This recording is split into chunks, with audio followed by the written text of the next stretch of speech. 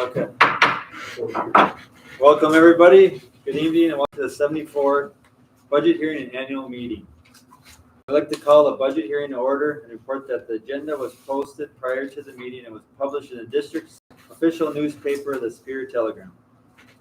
The first notice was at least 10 days prior to the meeting, and the second was published not more than 8 days or less than 1 day prior to the meeting. The meeting notice was also posted throughout the district on the district webpage and published in the Connection. A summary of the budget was mailed to all box holders at least 10 days prior to the meeting according to state statutes, and a detailed copy made available to the public on the same day. The purpose of this hearing is to explain the budget for the 2023-24 school year and allow citizens to ask questions about the budget and make suggestions to the board about the budget. Some of the ground rules for the meeting are: all speakers should rise and be recognized by the chairperson, move to the podium, and state their name, village, or township, and proceed with their presentation or questions. Each speaker will be allowed one turn to make their presentation. So if you have multiple questions, you get one chance at the podium. All people making motions should state their name, township, and village for proper recording. All questions should be directed to the chairperson. The person should be recognized before speaking. The minutes are not a transcript. It is a recording of motions and votes and decisions made of the agenda items. Any questions regarding procedures used or business proper for the meeting will be referred to Carl Marin, district for the school district.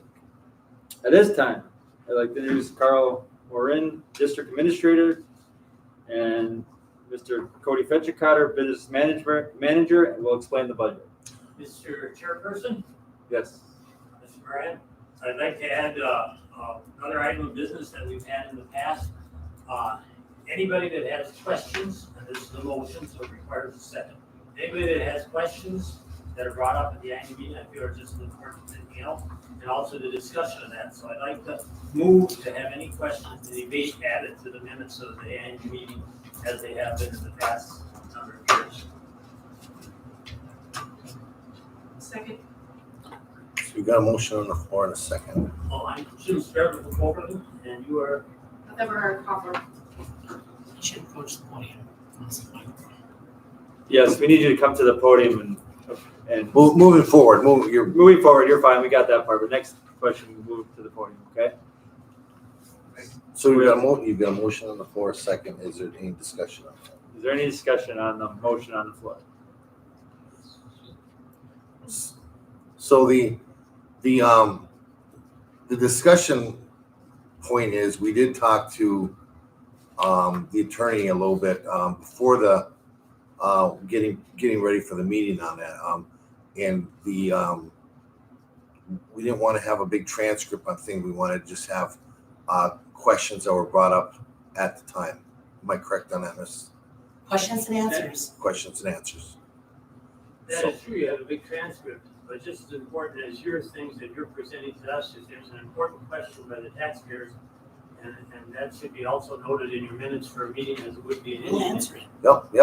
Yep, that's, I would agree with that. So you've got a motion and a second, call for a vote. Okay, so we'll call in favor. Aye. Opposed? Those opposed? Nobody, so the motion passes. Okay. So, I will also welcome everybody to the 74th budget hearing and annual meeting. Introduce my administrative office staff and board members: Cody Fetchikotter, our business manager; Peggy Janico, our executive administrative assistant; school board vice president Jeremiah Glonick; Sherry Olson, who's our school board clerk; and Adam Landwehr, our board treasurer. Explain the handouts. Informational booklet for the 74th budget hearing and annual meeting includes budget hearing annual meeting agendas, the 2022 minutes of the meeting, treasurer's report, and enrollment information. Also, budget proposal, which contains budget definitions of funds and accounts by code. Explain the budget hearing. There's two meetings tonight. The budget budget hearing and the annual meeting. The purpose of the budget hearing allows electors to ask questions, review the budget, and give input to the board. The budget hearing or annual meeting does not have the authority to change the budget. The school board takes the suggestions into consideration before their final approval of the budget. The budget is not approved at this meeting. The tax levy necessary for the proposed budget recommended for approval at the annual meeting. The board approves the final budget on October 9th. The school board determines on or before November 1st the tax amount necessary to be raised to operate and maintain the school and programs in the district. On or before November 10th, the school district clerk will certify the tax levy to each municipal clerk. Mr. Fetchcotter will assist in the presentation of the budget. Looking at the budget format tonight, refer to your booklet entitled 2023-2024 Budget Proposal. That is this one. It has your educational plan is pages 1 through 9. That summarizes the implementation of the budget during the 2023-24 school year. Page 9 includes the school board goals. Next is the budget structure. That's on page 10. Next is the budget summary, page 11. This includes total figures for receipts, expenditures, and proposed tax levy. The budget summary by funds is on page 12. This shows the actual receipts, expenditures for the 2021-22 school year, or budget amounts for the 2022-23 and the 2023-24 as required by state statute. The major funds are found on page 13 and 14. The format of the budget is developed according to the Wisconsin Uniform Financial Accounting Requirements, which is known as the WUFR, to provide more information and to promote uniformity. This system is based on fund accounting. A fund is defined as an account that has its own beginning and ending balance for which funds are received and expended. The funds are as follows. Fund 10 is the general fund. That's found on page 15 to 24. Major category that includes the general operations of the school and school programs. Fund 21 is our agency fund, which is on page 25. Receipts and expenditures for the student operated activities and clubs is found there. Next is Fund 27, Special Project Fund. That's found on page 26 through 28. This includes money received from the federal government for designated projects such as Fund 27, federal handicap projects, flow-through, preschool entitlement, and special education. Next is Fund 30, the debt service funds. That's found on page 29 through 32. Receipts and expenditures for paying of long-term indebtedness. Next is Fund 40, which is Capital Project Fund. That's found on page 33. This fund is where receipts and expenditures are recorded for construction projects, including capital maintenance. Please note the annual meeting agenda item number 7 includes a resolution authorizing the district to include or to continue to implement a Fund 41 capital expenditure fund. Next is Fund 50, the food service fund. That's found on pages 34 through 36. Receipts and expenditures are recorded for operating the food service programs. Next is Fund 80, Community Service Fund. That's found on page 37. This is new for the 2023-24 budget, where receipts and expenditures are recorded for operating the Community Service Fund. Number 5, 2023-24 Educational Plan. The proposed budget is for the continuation of and to maintain the same basic programs as provided last year with some changes. Number 1, the instructional staff for the 2023-24 school year includes early intervention services, EIS, and special education at the Northwestern Elementary and Iron River Elementary schools, which are subsidized with flow-through dollars. The area of arts, music, and FIAD, physical education, are at the Iron River Elementary with itinerant teachers. And Northwestern elementary schools will be staffed to support, maximize, and balance all elementary itinerant classes. The district will continue the 4-year-old kindergarten program with on-site programming at Northwestern Elementary School and Iron River Elementary School, and a collaborating community program at the Brule Family Forum Head Start. The 4K program is open and accessible to all age-eligible children of the district and no charge, excuse me. The Tiger's Den, before and after school care is again offered for students in grades kindergarten through 8th grade during the school year. Weekdays that the school is not in session except for holidays, and when summer school is not in session. This is the 5th year that we are offering the Tiger's Den childcare for 4K students on opposite days when school is not in session for them. The district also provided summer school and an open house summer school for the 2023 in grades 4K through 12, which can also be counted for FTEs as declining enrollment continues to have a profound effect on our state aid. We plan to continue with summer school in 2024, including an open house summer school program. Number 2, for the 2023-24 school year, we are operating full-time, face-to-face instruction with all grade levels. We are in the 3rd and final year of ESSER 3 grant funds awarded to the district in the amount of $1,151,758, which funding can be spread over a period of 3 years.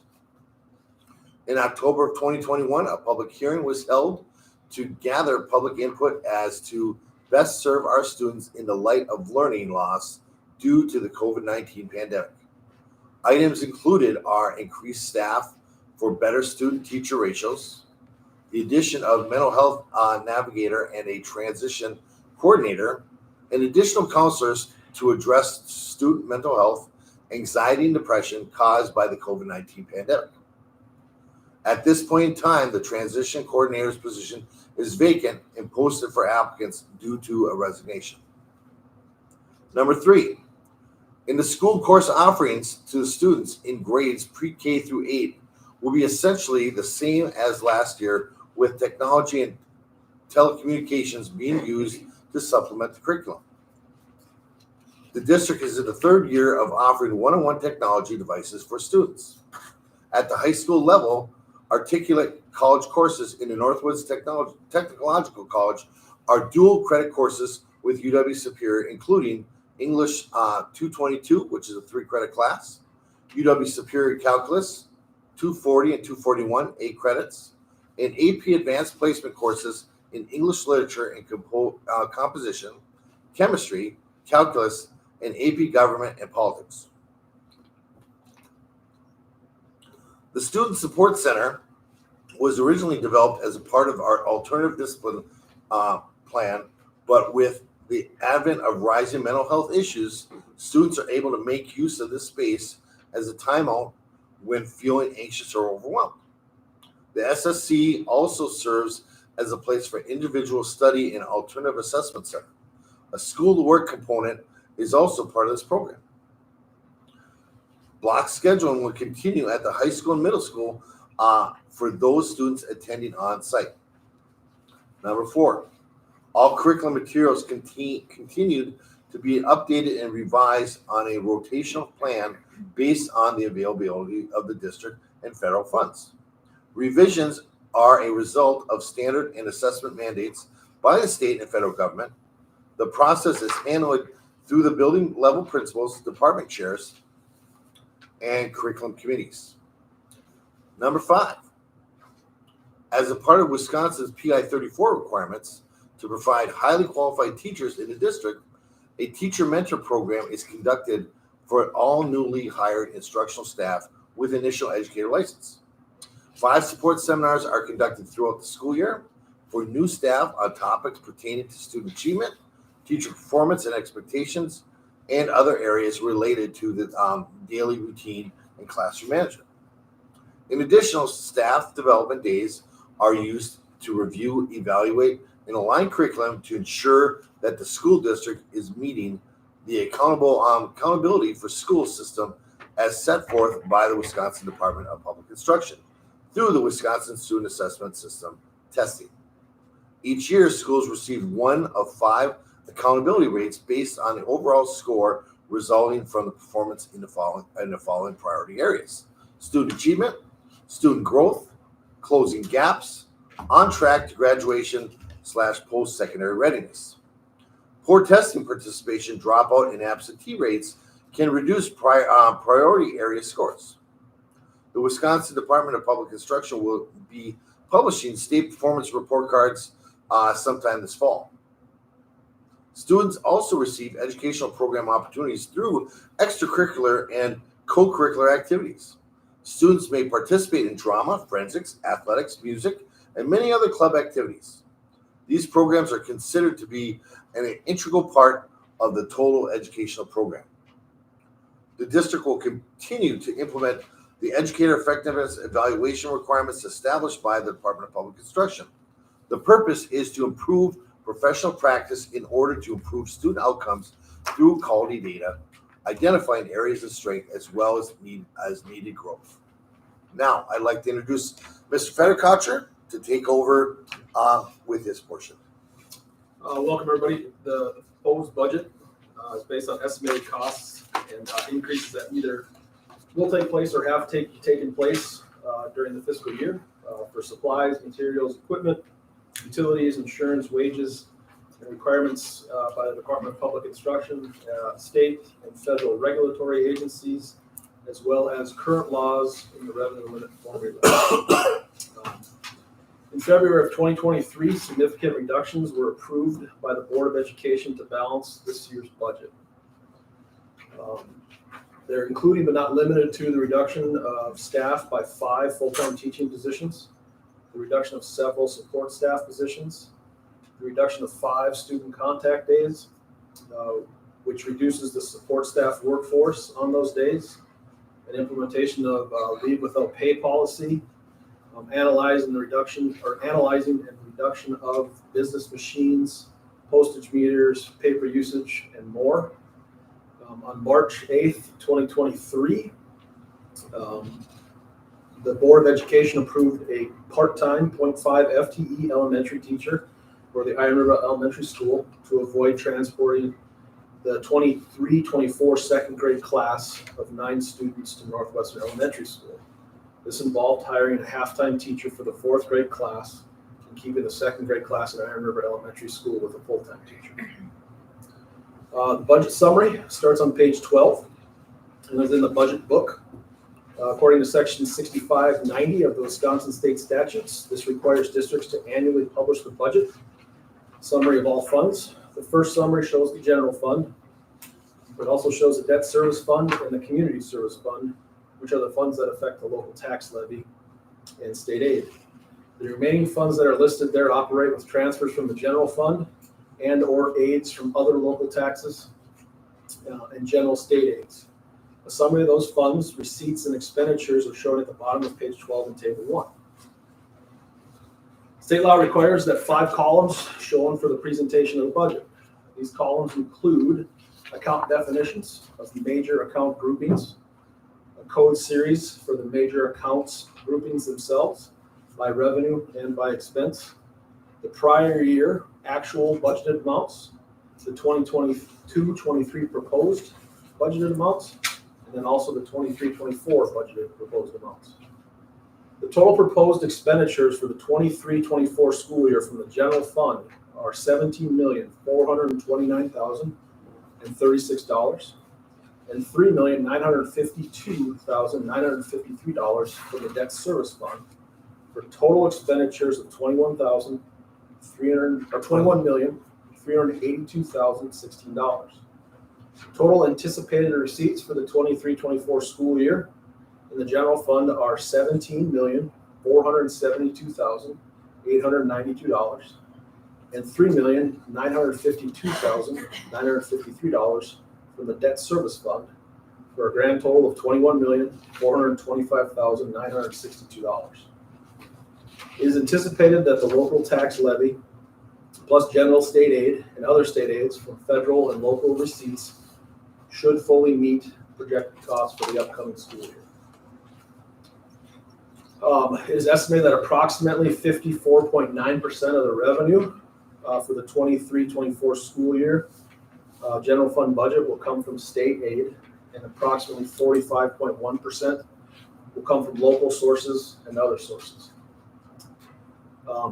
The estimated tax levy required to finance the 23-24 budget is $9,665,876.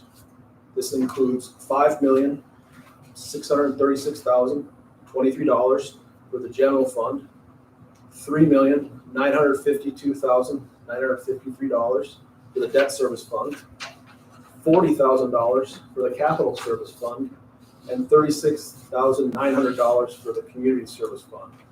The dollar levy increase from last year is estimated to be $1,221,067, or a 14.4% increase, not including the tax levy. Other information, it is anticipated that the enrollment for the 23-24 school year is approximately 1,281 students.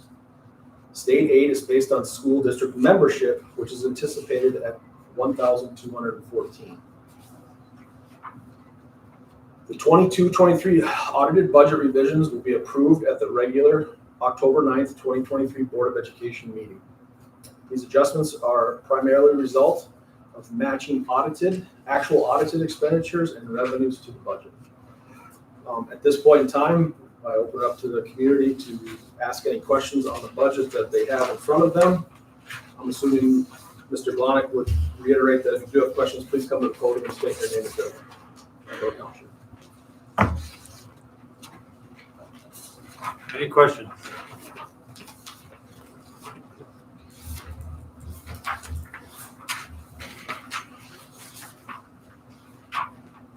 Jim Strebler, Overland. I just have a few questions now. I see that we have an increase, and the increase you've got on this page, Cody, what's the increase for the taxpayers now for the? The anticipated increase for the local tax levy? Yep. Just about $1.2 million. Well, what's the percentage? 14%, 14.4%. That's what I thought. How does that compare to the last couple of years? It's a significant increase. I believe last year we were looking at, I'd have to look at the actual number, around 3%. So we've gone from 3 to 14. That's part of the new budget that was passed. Okay, now is that mainly because of the decrease in federal funding? That is mainly due to the change at the state level in the revenue limit formula. We were getting $10,000 per student initially, and now the minimum that we will get, which is $11,000 in that formula, which puts us much closer to the state average, but still below state average. Kind of floats around $11,800 for that particular number in the revenue limit. So we were getting 10,000 before, and now we're going to get 11,000 Correct. from the state, That is from our local tax dollars. from our local tax dollars. So it's sort of in-reverse. So it's state aid, but we're paying for it. So it's an increase in actual funding, yes. The state aid formula is complex. The reality is that It allows us to charge more money to the taxpayers. it allows us to do that, yes. So Should the that's board the- decide to do so. Right, that's the plain answer to it. Yes. Okay.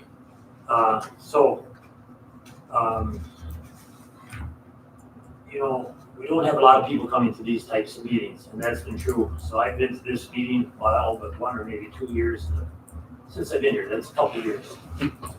Okay, and you'd get more people here if they understood that in that sheet you sent out, that if the increase would be included here, you'd get those people here that would ask those questions. Now, some of them are going to be people that you don't want to talk to, maybe. And other ones are going to be people that are fairly well knowledgeable and could help with some of these things.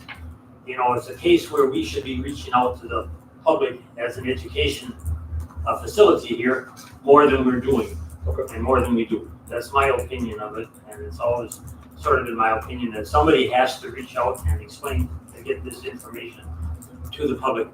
Okay, so we also have a decrease coming at the end of the year because some of our federal grants are going to disappear because of the COVID. Right? That is correct, yeah. The ESSER $3 need to be expensed by the end of this school year, Okay, and so if you don't spend them, you lose them. I know how that works. essentially, yep.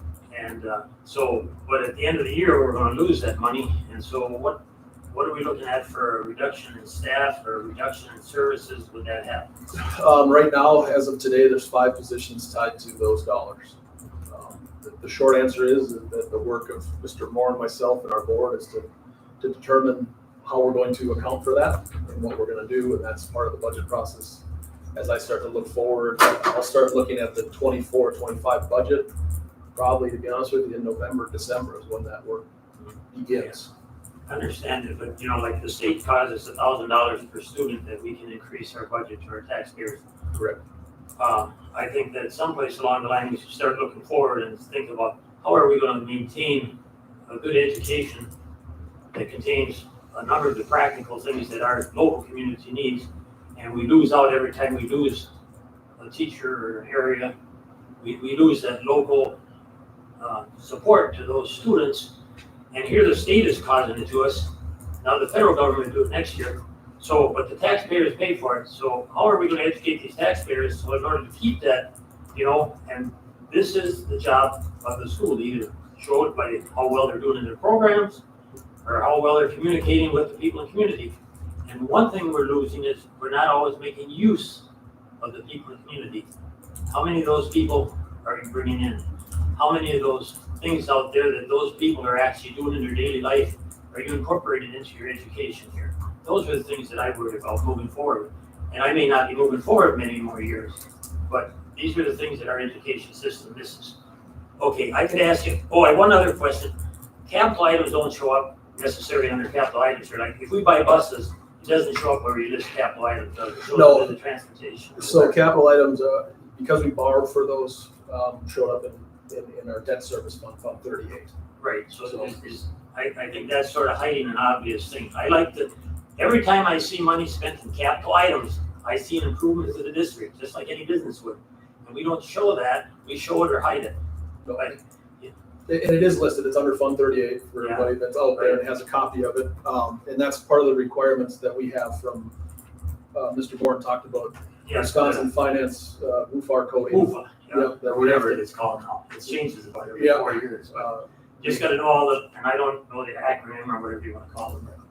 UFAR for short, it's essentially accountant speak. It's taking costs and plugging them into numbers and account codes that allow us to read it and say, okay, this cost goes to this particular budget, and this is what it is. So, I like to see those things.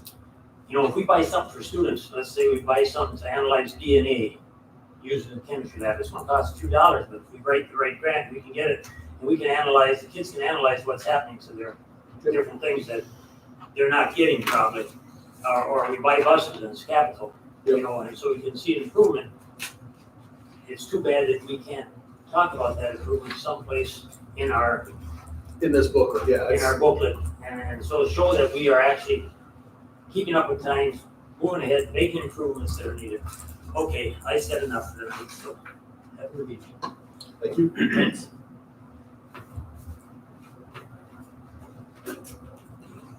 Anybody else? Other questions?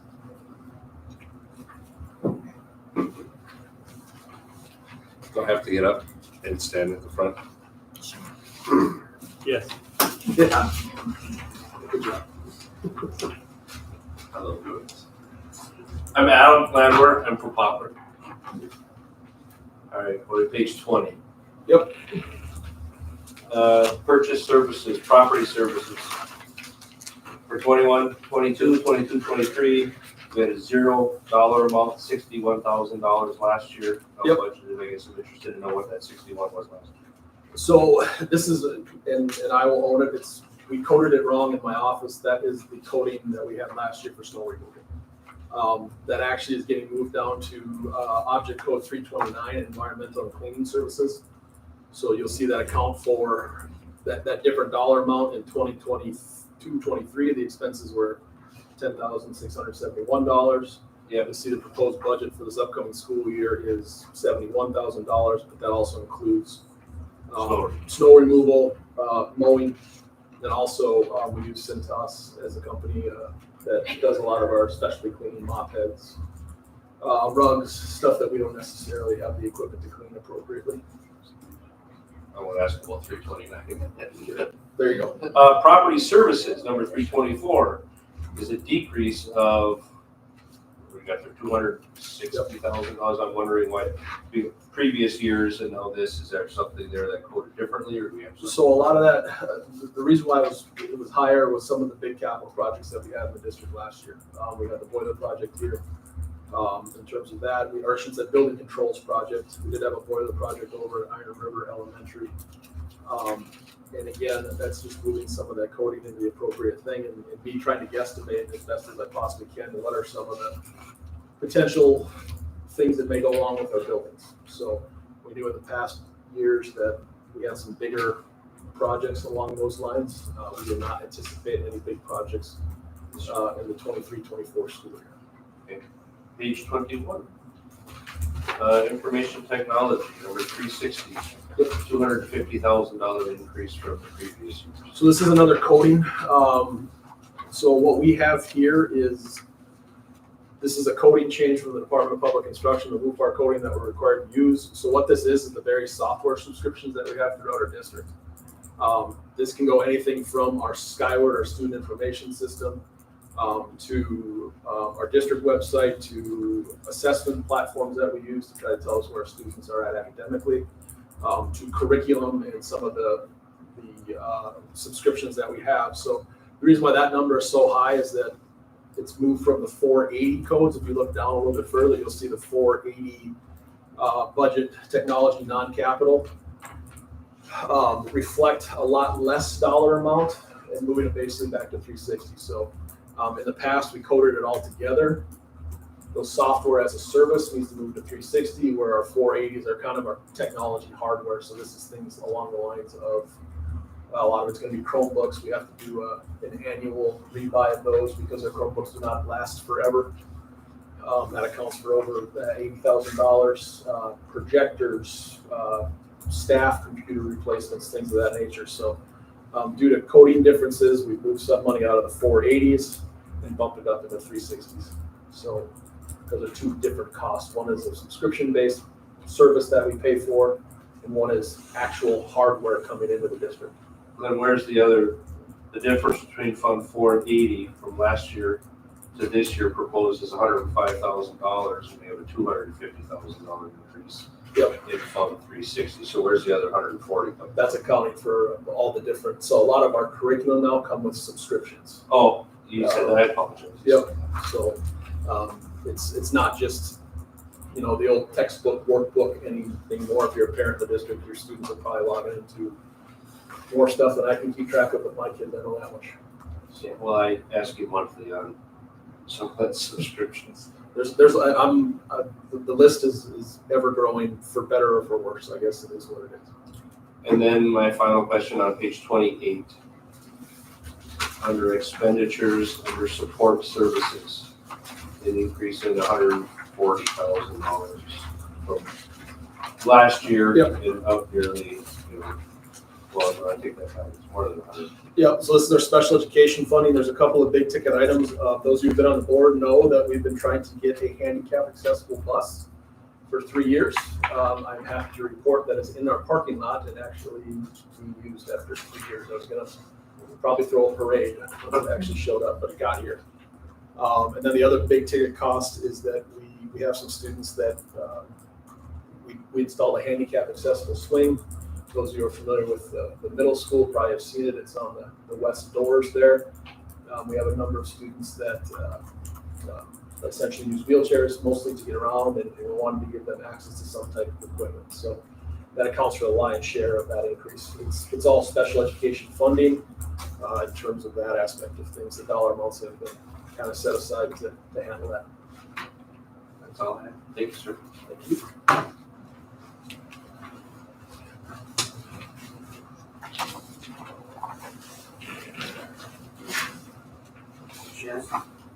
Go ahead. Commissioner Portfolio. Yeah. Thanks for Marty and Wisconsin. Keep listening. It's been dead for years. I have two questions for this group. The first one, Mr. Landwehr brought the Chromebooks, and that's a line item that we have the budget for. My question is, what is the logic behind students having to use the school Chromebook if they have a laptop that's suitable for themselves? In other words, can we shed some of that onto the families to use the Chromebook? The Chromebook has all the school programs and everything on there.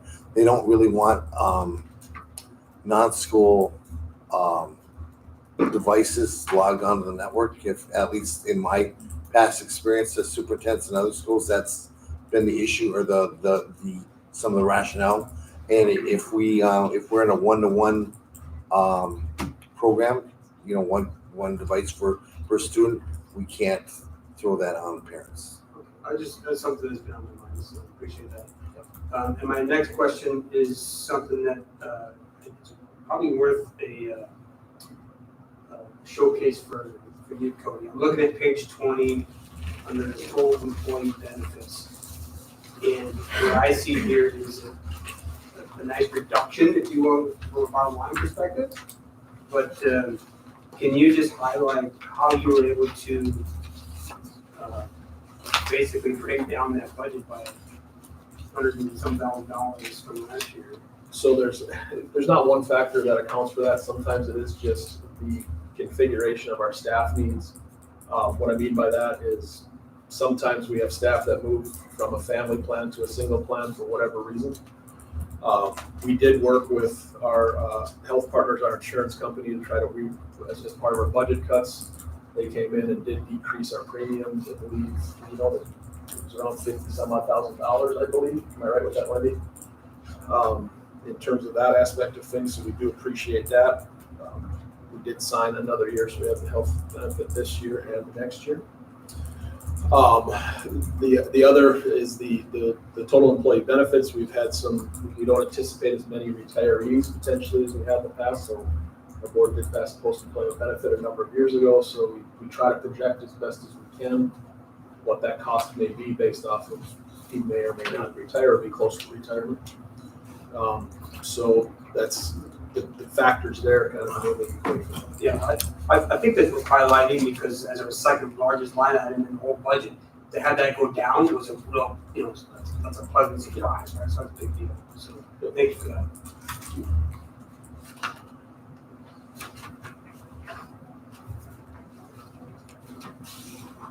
Anybody else? Okay. So now, is there a motion to adjourn the budget hearing so we can proceed to the annual meeting? I make a motion. We have a motion. Do we have a second? I'll second. A second. All in favor, say aye. Aye. Anybody opposed? Motion passes.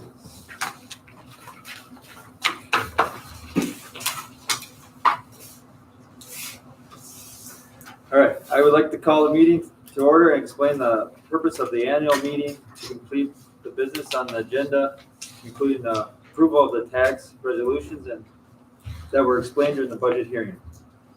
The ground rules of this meeting are the same as those that are explained in the budget hearing. I'd like to call the annual meeting to order and report that the agenda was posted prior to the meeting and was published in the district's official newspaper, the Superior Telegram. The first notice was at least 10 days prior to the meeting, and the second was published not more than 8 days or less than 1 day prior to the meeting. The meeting notice was also posted throughout the district on the district web page and published in the Connection. At this time, Sherry Olson, School Board Clerk, will conduct the election of the chairperson for the meeting. Nominations are now in order for chairperson of the annual meeting.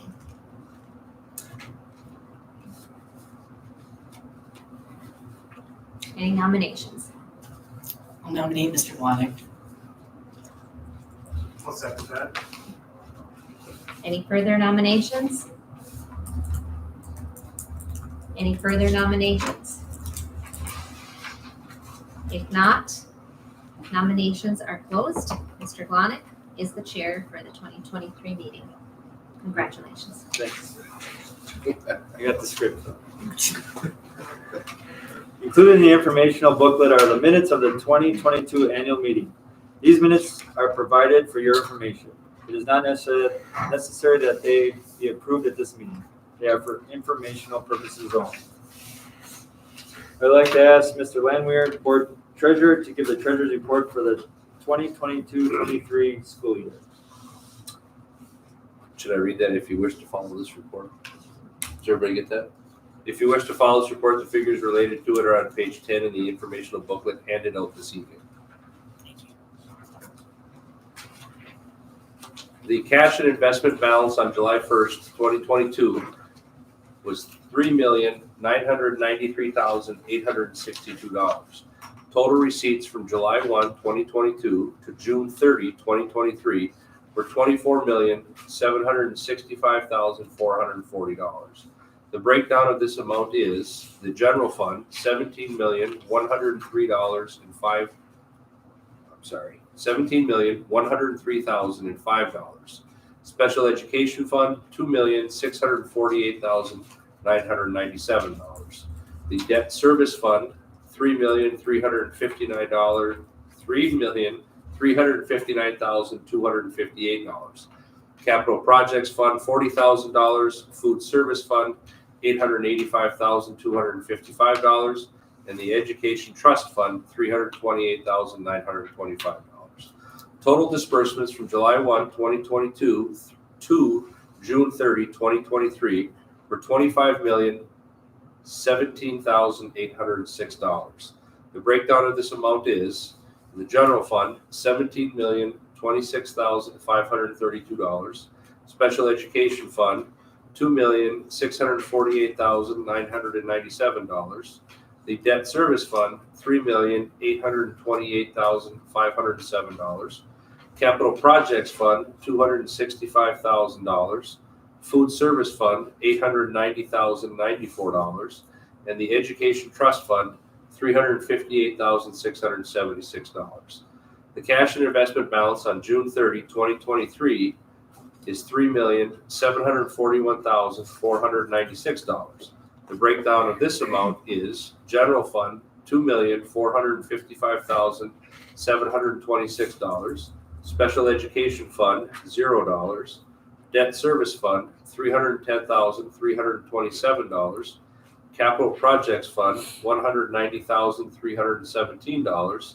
Food service fund, $312,888. And the education trust fund, $472,238. Thus ends the reading. Thanks. Is there a motion to approve the Treasurer's report? Jim Strebler, Overland, I so moved.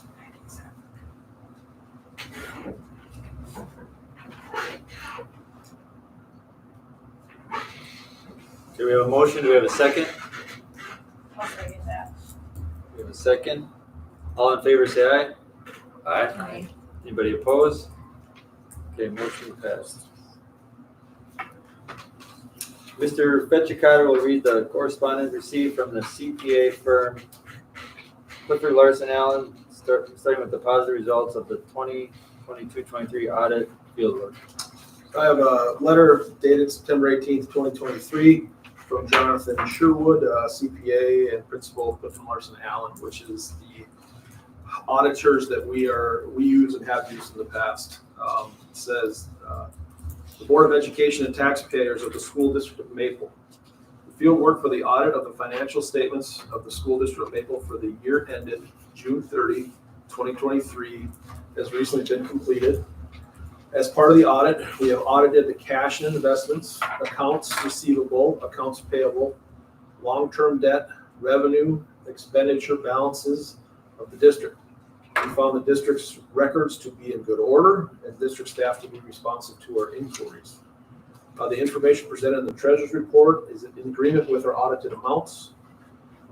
The formal audit opinion and the financial statements and the management letter will soon be available to the district administrators office for distribution to the Board of Education and for public review. So again, sincerely, Jonathan Sherwood, CPA, Clifton Larson Allen. I would like to take a moment just to recognize Wendy Stotty, give her positive recognition. She's our executive bookkeeper, and her fingerprints are all over this, which absolutely help us every year do an excellent job in our audit. So thank you, Wendy. I would second those comments because she does a fantastic job. Thanks, Wendy. Thanks, Cody. All right. The budget and tax levy requirement were explained at the budget hearing. Mrs. Olson, School Board Clerk, will read the resolution of the 2023 school tax levy required for the 2023-24 budget of $21,314,511 for the general and debt service funds, the capital expansion fund, and the community service fund. I do want to make just highlight on the community service funds that this is a new budget item. I want to be clear that it's in relation to our middle school extracurricular activities and programs. So that includes our athletic programs and also our co-curricular programs. These programs will be made available to any and all age-appropriate public and non-public school district residents and patrons. So as long as they're a resident, they can be involved in these programs. This includes, but is not limited to, virtual academy students, students who are homeschooled, parochial school students, students open enrolled to a non-resident district as well. So if there's somebody that lives here but open enrolls out and wants to be part of our middle school programs, that would be made available to them. It's important for the board to understand that if it determines that Fund 80 is no longer an operational need, that those extracurricular programs cannot be moved from Fund 80 to Fund 10. We would have to look at essentially cutting those programs. In addition, the board will continue to ensure that we have equal access to all of our age-appropriate students will have equal access to our all of our extracurricular programs at the middle school level. So I want to make sure that that's stated for clarification purposes and what Fund 80 looks to do for us. Thank you. All right. One, resolved that the school district of Maple, Wisconsin levy a 2023 tax against the 2023 equalized value in an estimated amount of $6,190,688 for the purpose of operation, maintenance, transportation, and capital outlay. Two, resolved that a total of $3,936,332 be levied against the 2023 equalized value of the property of the school district for the retirement of debt previously authorized by the electors for the payment of principal and interest on such debt.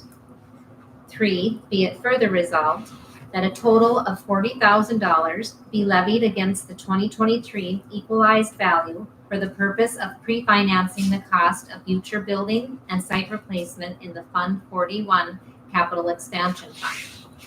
Four, be it further resolved that an estimated total of $36,900 be levied against the 2023 equalized value for the purpose of funding extracurricular activities at Northwestern Middle School in the Community Service Fund 80. A total of all levies represented in 1, 2, 3, and 4 will amount to $10,203,920, which will be levied against the 2023 equalized value. The 2023 mill rate will be determined after the equalized value is received from the Department of Revenue. The motion is necessary to approve the tax resolutions. Question? Do we need to do those resolves one at a time, or can we do them in total? Total. I believe we need to do them one at a time, correct? All right, have you done it in the Yeah, past? we've never done it one at a time. We've You've always always done done it together. Okay, just, each district's different, so that's why I asked, so. Discussion after the motion. Was there a We second? need a second. I don't think anybody's I made a don't think motion. anybody- Oh, sorry, Yeah, yes. motion because there's questions. There's a question. So I'm just asking, questions are after a motion? They Yeah, are. discussion is after the second motion, yeah. I'll make a motion. We have a motion. Do we have a second? Second. Any discussion?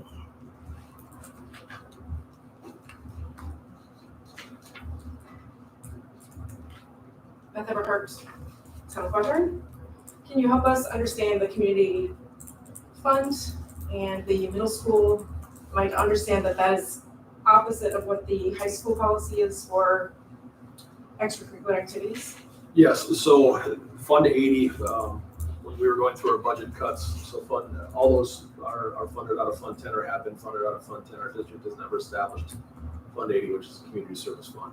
A number of districts, I'll say most districts across the state do have a community service fund, and the majority of them use it to offset the cost for the middle school programs. The difference being is that at the high school level, the WIAA has rules on who can and cannot participate in varsity sports. At the middle school level, obviously that's a different animal. There's not necessarily the playoffs, so it's a way to keep the services there, the extracurricular opportunities for all of our students, both athletic and co-curricular. Because it was discussed at one point in time about how do we try to balance the upcoming budget? Do we need to cut extracurriculars at the middle school? Ultimately, our administrative team and our board decided that we need to try to figure out a way to keep those opportunities available to our middle school students because it is an important part of what we do as a district.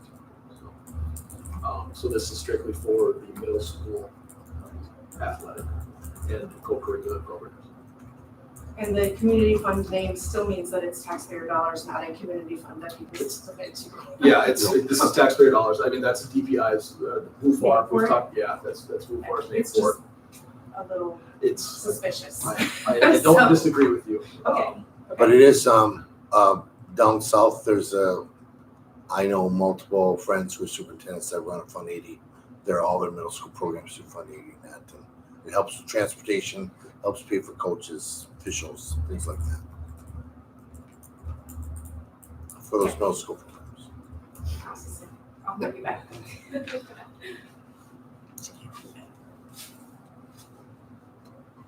Any other discussion? It's a small dollar amount really when we look at the potentially $10 million levy. Okay, so we have a first and a second, right? Yep, we do motion to stay. So no more discussion, all in favor, say aye. Aye. Anybody opposed? Motion passes. Okay, report on the annual revenue limit exemption for the energy conservation per section 121.91, sub 4, sub O, sub 3 of Wisconsin statutes. Mr. Fetchikata will report. Yeah, this is a little bit dated, but the school district of Maple did in the past utilize the energy efficiency exception to the revenue limit formula for building upgrades. This has been done for upgrades which would not have been able to take place under the revenue limit formula of the property tax levy as known. So pursuant to state statutes, the district signed a performance contract with McKinstry Industries totaling $4,496,480 for project implementation and subsequent annual performance reporting for 9 upgrades across the district. The biggest one was an HVC upgrade at Northwestern Elementary School. So this took place back in roughly 2008, I believe. It's a little while ago. The NAS upgrade provided fresh air to all areas of the school, including classrooms, which could not be achieved with the original obsolete and aging system. The annual expected performance savings of $55,838 was exceeded by the realized savings of $59,644. In addition, there's a capital cost avoidance savings of $63,517. So the project, the 2014, project required a 20-year general obligation bond, including the performance contract reported by McKinstry for the same period of time. So McKinstry is the firm that we worked with back then, and they provide basically an energy savings report to me annually, and I have to provide a report to the board up until that bond is paid off. So that allowed us to upgrade our HVAC system at NES, which was what we needed at the time. What is the bond paid off? Actual date's 2034. It's a little bit of a date. Actual date, somewhere in that range, 2034, 2035, roughly. I could be dead by then. I'm just kidding. Does that need any form of motion? Question? No, that's just a report. Okay. So that was, like I said, done 10 plus, close to 10 years ago. A resolution for Fund 41 authorizing the district's capital expansion fund for pre-financing the cost of future building and site replacement as needed in accordance with the guidelines as set forth with Wisconsin State Statutes 120.10 sub 10M. Such expenditures shall be financed with the operating levy. A motion is necessary to approve Fund 41 resolution. This is Shepherd forward, and I move to approve the continuing of Fund 41 for unseen needs in the future. Okay, do we have a second? Any discussion? Okay, but first and second, all in favor, say aye. Aye. Those opposed, motion passes. It is necessary each year to set salaries for the members of the Board of Education. The current salaries are President, Clerk, and Treasurer, $3,000 per year. Vice President and Directors, $2,900 per year. Authorize the payment of actual necessary expenses of the school board member when traveling in the performance duties and the reimbursement of the school board member for actual loss of earnings when duties require the school board member to be absent from regular employment. A motion is necessary to approve the board member salaries and reimbursement for the 2023-24 school year. I'll make a motion. We have a motion. Do we have a second? I'll second. We have a second. Any discussion? All those in favor, say aye. Aye. Those opposed, motion passes. Okay.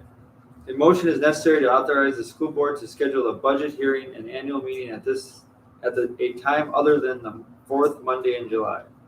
According to Wisconsin State Statutes 117.08-09 and 117.27, no annual meeting can be scheduled before May 15th or after October 31st. A motion is necessary to approve the scheduling of the budget hearing and the annual meeting other than the fourth Monday in July. I so move. We have a second. We have a second. Discussion. All in favor, say aye. Anybody opposed? Motion passes. Are there any other items that are appropriate for this meeting that anybody would like to bring up at this time?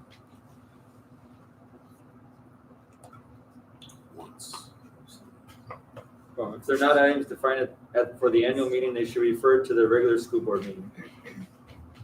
I move to adjourn the annual meeting. Okay? There's a second? I second that. Second. All in favor, say aye. Aye. Anybody opposed? Motion passes. Thank you for coming. Thank you, everybody, for coming tonight.